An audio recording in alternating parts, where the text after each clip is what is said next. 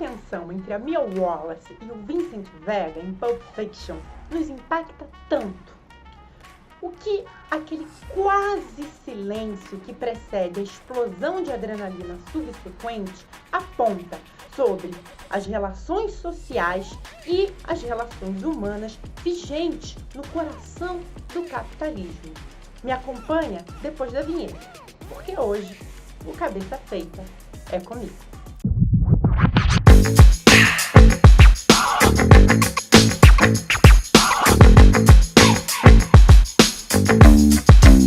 Alguns amigos mais próximos geralmente se chocam ou já se chocaram com o meu manifesto interesse e o apreço gigantesco que eu tenho pela obra do Quentin Tarantino, em especial por Pulp Fiction. Eles, em geral, questionam: mas Dani, como você gosta tanto de sangue? Ao que eu, no início, malandramente respondia: mas que sangue? Pois é, não é que eu não veja a quantidade de sangue, de violência que vai ali nos filmes do Tarantino. O que me chama a atenção, no geral, na obra do Tarantino, é que essas relações humanas e a intriga entre as personagens, na ordem do banal, do convencional, acaba revelando algo que parecia estar submerso justamente na interação mais prosaica. Esse algo submerso que, com uma nota de exemplaridade, mas sem afetação, justamente pela expressão do corre do cotidiano, nos revela o sentido que reside no fundo das ações humanas. Esse sentido que, de certa maneira, revela e nos revela sobre o tempo e a ordem social das coisas. O que vai em tela, na verdade, são as fraturas, as cisões de seres humanos estraçalhados diante de um mundo hostil, violento, no qual eles precisam agir, tomar parte para ver os seus desejos manifestos realizados ou simplesmente para continuarem sobrevivendo. O sangue, então, mesmo que indispensável como resultado, como expressão dessa ordem violenta bizarra, é secundário. E tudo isso está muito bem organizado naquilo que eu considero a sua obra-prima, Pulp Fiction, Tempos de Violência. Alguns temas da filosofia moderna, como desenraizamento transcendental, desencanto do mundo, niilismo, fetichismo, têm origem antes mesmo do Marx, ali nas reflexões do Hegel. Passam por ele, são adensadas e elaboradas e continuam seu percurso, sendo, de certa maneira, reorganizadas, reinterpretadas e recebendo contribuições enormes de filósofos e pensadores como o Weber, o Nietzsche, o Lukács, o Freud, o Adorno, dentre muitos outros. Aqui, resumindo bastante, mas muito mesmo, a gente está falando de um momento da história em que as relações sociais vão se complexificando e as descobertas científicas, em constante tensão, de certa maneira, vão se conformando como lei, tomando os lugares dos dogmas religiosos e sua ritualística. O ser humano está, no mundo contemporâneo, como se órfão de certezas, de objetivos e finalidades. No lugar da ordem encantada do mundo, onde, por desígnios divinos, quaisquer que sejam, tudo tinha uma finalidade estabelecida e tudo devia ser do jeito que era, por vontade divina, vamos passando para uma situação em que o Deus mercado e a ordem do funcionamento do próprio capital acaba ditando o posicionamento do dever ser e do vir a ser. O mercado vai se tornando objetivo, finalidade de tudo e de todos, seja por imposição, por sedução, por alienação. A gente vai sendo como que enfeitiçado e começa a substituir os mandos, os desejos dos desígnios divinos, de certa forma, por uma espécie de investimento na ordem da produção, na ordem da acumulação. A gente acaba se definindo enquanto trabalhadoras e trabalhadores, cuja finalidade é produzir e acumular. E isso acaba nos definindo no todo enquanto sujeitas, sujeitos, indivíduos. A gente, então, deposita o sentido da nossa existência na roda do mercado, em trabalhar para possuir bens, dinheiros e acumular. E isso cada vez mais e mais, porque a roda gira. Aí, como nada mais tem muito sentido, isso acaba nos excitando e nos move, já que aquelas necessidades de receber afeição, companhia, prestígio, de autodeterminação e definição, no geral, parecem que serão resolvidas a partir do nosso ingresso e do nosso funcionamento, entre aspas, eficiente na lógica da acumulação, apropriação, do consumo. De modo geral, essas necessidades, que são sociobiológicas e interacionais, são, na ordem do capital, vendidas como se por essa mesma ordem e dentro dessa mesma lógica fossem se resolver.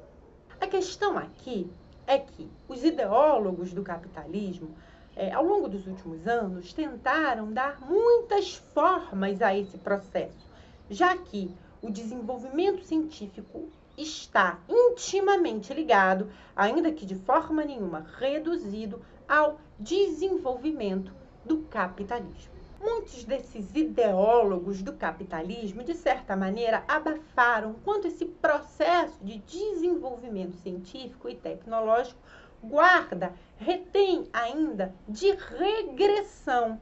E salientaram, obviamente, apenas as suas qualidades, qualidades que se ligam ao sentido positivo que nós ainda hoje recebemos e captamos de civilização. Só depois, com a escola crítica e com o desenvolvimento dos experimentos no campo da psicanálise, é que vai ficando mais nítido o quanto a ciência moderna, a ciência contemporânea, é depositária dos dogmas religiosos pré-históricos e o quanto, na realidade, ela não resolve todos os problemas. Na verdade, ela pode acabar piorando muitos estados patológicos e aumentando ou entregando novas inquietações, neuroses, paranoias, dando-lhes formas novas, formas contemporâneas.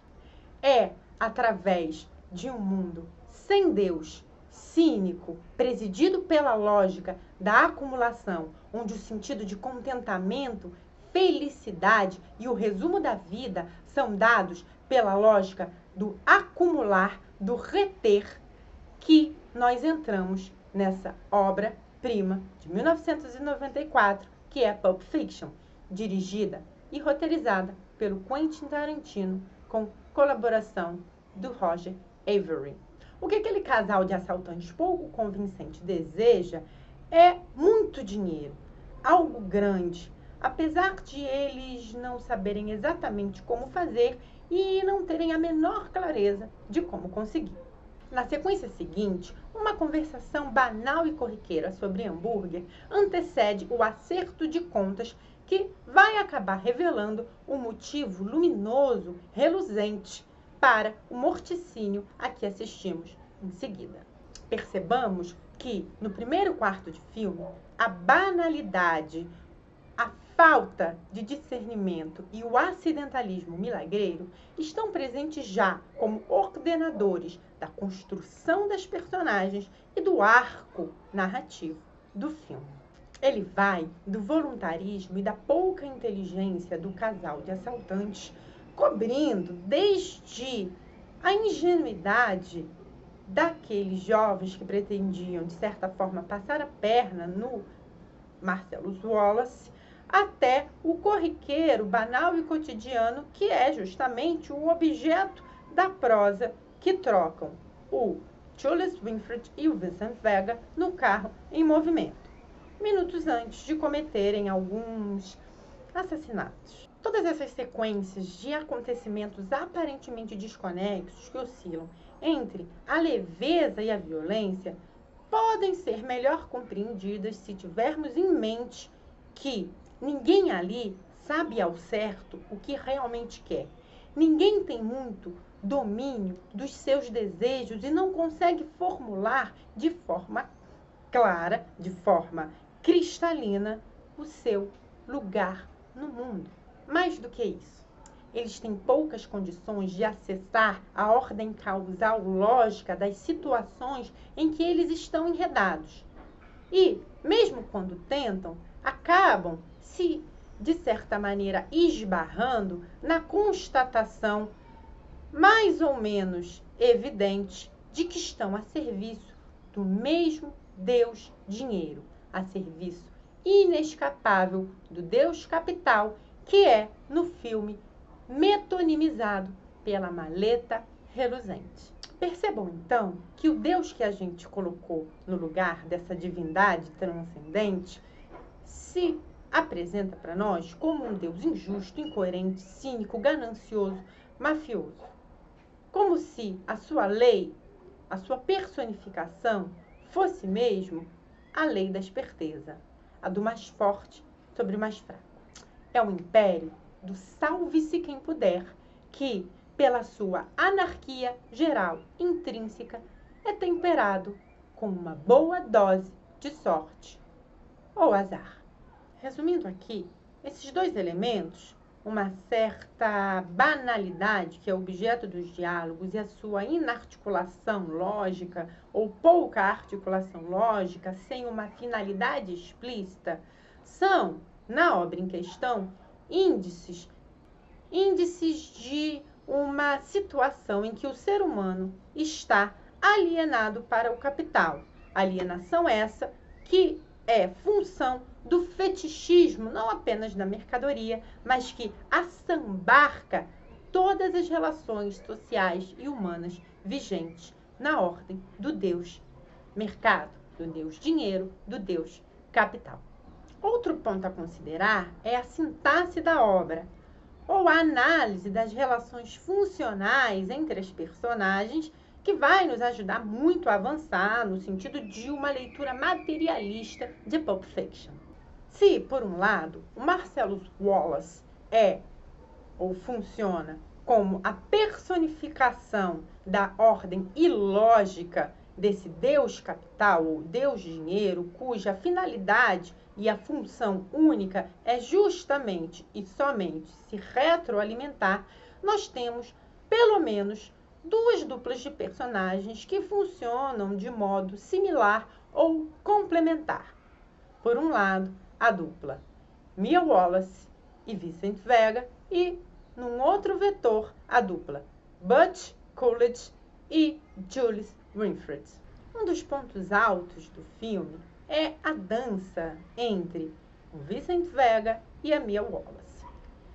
Nesse ponto do filme, ela já revelou a ele um passado que comporta uma carreira fracassada de celebridade do auditório.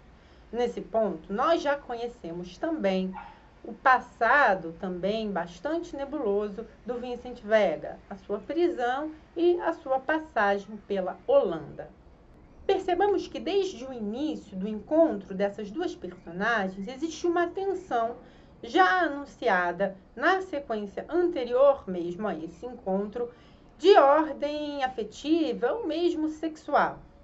Essa tensão, ela é potencializada pelo silêncio que se estabelece entre essas duas personagens e pelo pouco que elas vão revelando de si até que cheguem ao clímax desse encontro, dessa sequência, que é a própria dança, que é também feita de muitos olhares e de uma aproximação ritmada, cujo ritmo justamente da filmagem e da própria sonoplastia serve para ir aumentando gradativamente essa interação, essa natureza, de certa maneira, sexual, feita de aproximações e recuos, de uma barreira entre eles. Eles têm alguma coisa mágica, alguma coisa diferente das outras personagens que só os dois compartilham. A gente pode perceber isso pela depuração dos índices que eles vão apresentando através da própria conversação no correr dos diálogos. O conhecimento, a inserção que eles têm em relação ao universo das celebridades pop ou da cultura pop norte-americana e a forma como eles parecem, o que muito mais adiante vai se confirmar, muito bem colocados e muito à vontade na performatização dessas personagens que povoam o panteão de deusas e deuses e estrelas da cultura pop norte-americana. Eles parecem mesmo, então, figuras abortadas, figuras que, de certa maneira, por alguma razão, por algum acidente, não participam desse universo e eles demonstram que queriam, pelo grau de conhecimento e justamente pela forma como eles estão à vontade se referindo, conhecendo e expressando, performando aquela cultura, desejavam participar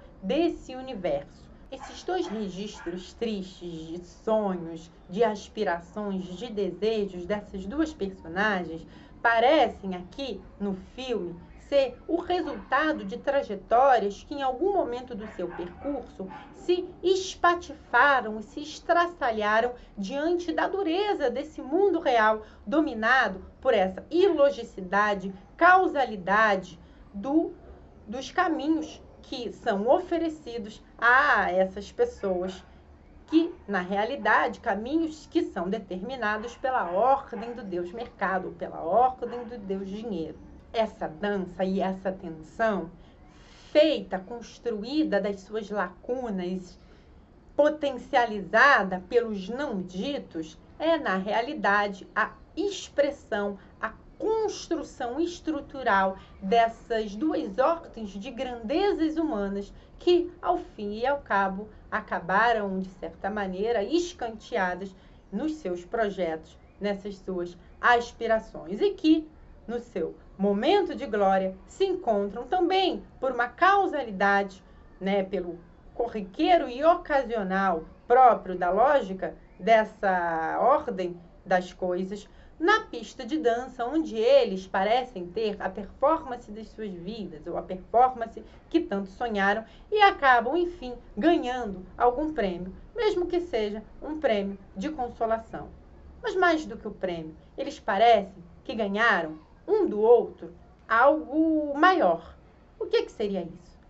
Uma forma de excitação que tanto buscaram ao longo das suas vidas e nas suas trajetórias, uma conexão profunda, densa, intensa o suficiente que os fizesse sair do automatismo das relações em que eles foram colocados? Aqui é importante registrar, eles se encontram num ambiente que é, de certa maneira, a reprodução dos tempos áureos de Hollywood, povoado por figuras míticas como Marilyn Monroe e James Dean, entre outros. Além, claro, da homenagem declarada que o Tarantino faz à cultura pop norte-americana e ao cinema, mais especificamente, incluindo inclusive o John Travolta, que é uma figura icônica do cinema da década de 70, ele parece, por um outro lado, satirizar a potência que essas figuras desse panteão quase mitológico hollywoodiano encarnam, sobretudo para alguns aspirantes a astros e estrelas que veem nessas figuras que povoam esse panteão uma possibilidade de transcendência dos limites das suas vidas banais, cotidianas e ordinárias, e que acabam, no fundo, a maioria deles, recebendo, quando muito, um prêmio de consolação por performance, como é o caso da Mia e do Vincent. E como nada nessa obra é superficial ou unidimensional, na sequência seguinte nós temos uma Mia à beira da morte, resultado do excesso de consumo de entorpecentes, que é salva justamente por uma flecha no coração, uma seringada de adrenalina desferida pelo próprio Vincent, em uma situação que, de todo bizarra e muito diferente, pode, e é, na realidade, uma satirização, aí sim, no sentido lato, no sentido estrito, na realidade do termo, das cenas e cenas e das sequências e sequências que personificam um momento de entrelace amoroso de personagens na história do cinema. No fim, os dois finalmente retornam para a casa da Mia quando Vincent finalmente cumpre a missão dada a ele pelo Marcellus Wallace. Derrotados, combalidos, tristes e agora despidos um diante do outro, a Mia decide revelar ao Vincent o segredo que deixou no ar lá no momento da interação, na lanchonete, o que é uma prova de confiança e a constatação de uma afinidade observada e agora impossível de ser vivida, uma conexão profunda impedida pela própria ordem do capital, ou, nesse caso especificamente, pela relação dos dois com o Marcellus Wallace. Ela revela a piada sem graça com um tom de amargura e profundidade que o close faz questão de registrar e prolongar, que faz o Vincent corar. Pois é, essas duas almas, esses dois indivíduos, essas duas ordens de sujeição estão diante de si, diante de uma conexão, diante de um encontro impossível de ser realizado, justamente porque ele é resultado da casualidade, da ordem do capital e, como ambos sabem e constatam e conhecem muito bem a sua situação, não pode ser vivido porque são os dois aprisionados de modos diferentes por essa ordem violenta, predatória e também feita de muitos altos e baixos do capital, na sua face mais violenta. Tão bem colocados, esses elementos aproximativos, feitos de recuos, de barreiras, de identificação construída por afinidades bem orquestradas e da constatação da impossibilidade de tornarem essa relação algo sólido, concreto, factível, é o segredo que reside por trás do impacto que esse casal ocasiona na gente já de largada. Uma análise dessa própria sintaxe das personagens, como eu disse, vai nos ajudar a seguir pela crítica materialista da obra. Então vamos lá. Comparativamente, o outro casal, o casal que abre e fecha o filme, é um casal feito de riscos, de apostas e que, de certa maneira, representa a absoluta banalidade e o estremecimento, portanto, da própria relação que eles estabelecem, do teor da sua relação. Esse casal pode, no filme, ou funciona não só, mas também como paralelo que referencia uma possibilidade da vivência de um relacionamento amoroso entre a Mia e o Vincent.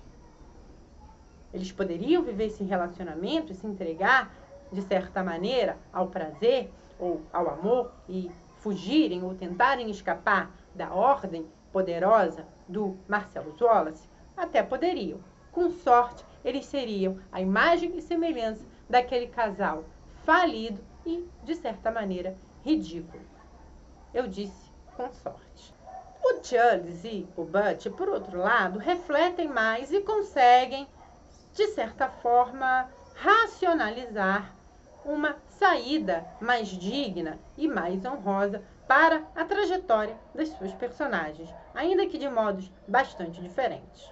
No caso do Butch, a gente fala, agora sim, de valores muito maiores, ou pelo menos que parecem muito maiores, do que o próprio capital.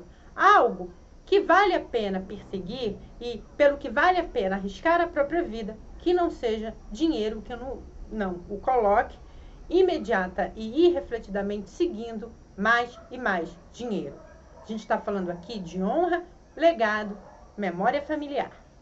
No caso de Jules, a gente tem a precipitação de um resgate divino ou do reancoramento de uma fé que, na realidade, guarda também muito de análise da situação e de instinto de autopreservação. No caso do Butch, é a memória do pai, herói nacional, que, de certa maneira, o impede de seguir por um caminho tão vil que é a venda de resultado.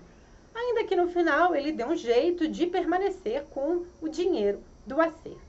Para o Jules, o fato dele ainda estar vivo é resultado da intervenção divina e, como eu disse, da constatação do risco que a profissão dele encerra.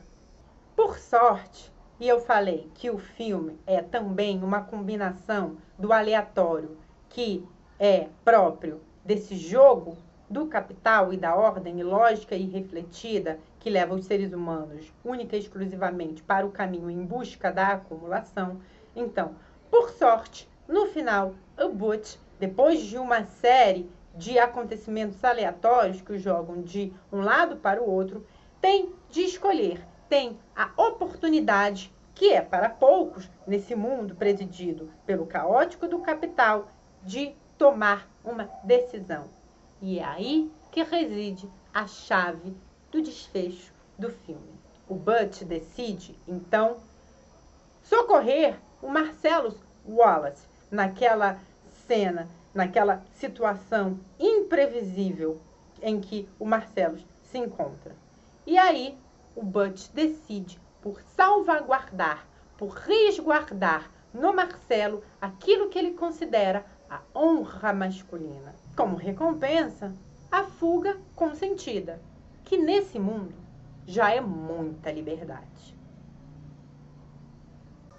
Por fim, nesse universo caótico, nessas vidas que se ligam, entrelaçadas por casualidades e pelo corriqueiro, pelo banal e pelo acidental do cotidiano, o único império vigoroso que se mantém de pé é a ordem ilógica e, portanto, a única ordem vigente do Deus capital, aquela que liga os acidentes de todas essas vidas, de todos esses personagens, na sua grandiosidade, na sua superficialidade, no seu banal e ordinário e no seu profundo e divino. O Deus Dinheiro é uma expressão do Marx que aparece na sua ordem de cadernos e anotações, denominada Manuscritos Econômico-Filosóficos, que vai tomar forma final em 1844.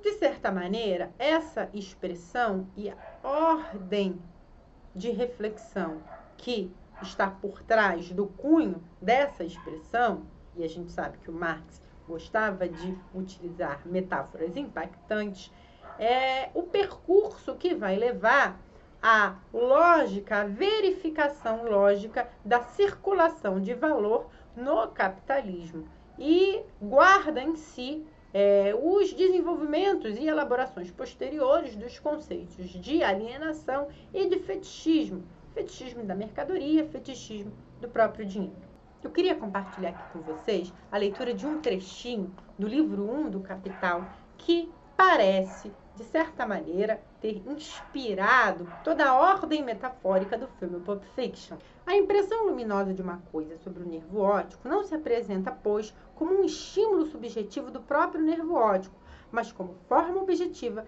de uma coisa que está fora do olho.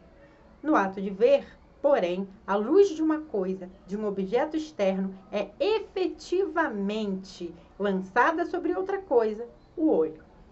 Trata-se de uma relação física entre coisas físicas. Já a forma mercadoria e a relação de valor dos produtos do trabalho em que ela se representa não guardam, ao contrário, absolutamente nenhuma relação com sua natureza física e com as relações materiais que derivam desta última. É apenas uma relação social determinada entre os próprios homens que aqui assume, para eles, a forma fantasmagórica de uma relação entre coisas. Desse modo, para encontrarmos uma analogia, temos de nos refugiar na região nebulosa do mundo religioso. Aqui, os produtos do cérebro humano parecem dotados de vida própria, como figuras independentes que travam relação umas com as outras e com os homens. Assim se apresentam, no mundo das mercadorias, os produtos da mão humana. A isso eu chamo de fetichismo, que se cola aos produtos do trabalho, tão logo eles são produzidos como mercadorias e que, por isso, é inseparável da produção de mercadorias. Fecha aspas. Pulp Fiction é, dentre outras coisas, um filme que se origina através e ordena, enquanto matéria da diegese do seu universo ficcional, a ordem do seu tempo, as relações sociais e humanas que são características do tempo da escrita, da elaboração e da filmagem, no momento em que a obra vem à luz. Marcado pelo cinismo do Capitão Moeda, que não se importa mais em esconder ao que veio, muito menos em disfarçar a natureza predatória e detratória que o movimenta. Pulp Fiction é a expressão poética de um mundo onde tudo, crenças, valores, desejos, amores, medos, sorte, impulsos, azar, são ordenados, organizados pelo império inefável do Deus Dinheiro, do Deus Capital, querendo fazer parecer poder substituir tudo mais, inclusive, de forma pretensiosa, os desejos, anseios, medos e tudo aquilo que é humano, demasiado humano. É o tempo da máfia, das apostas de valores e vidas nas bolsas e nas ruas. Tempo da falta de clareza, de intenção, de escrúpulos e até mesmo de tempo. Trata-se da passagem dos anos 80 para a década de 90, tempo do capital desenfreado, desregulado, do desejo de acumular, possuir, definindo o que é ser e o que é sentir sobre todos e tudo mais. É isso, amigas e amigos, eu vou ficando por aqui sobre esse filme. Tem muita coisa para desenvolver, ele é feito de camadas e camadas de críticas e diálogos, tanto com a ordem social vigente, quanto com a própria natureza das produções inerentes à cultura norte-americana, e por isso ele tem tanto material para a gente explorar uma série de relações internas à ficção e à arte, e obviamente a sua relação com essa ordem assimétrica estabelecida e imposta pelo capital.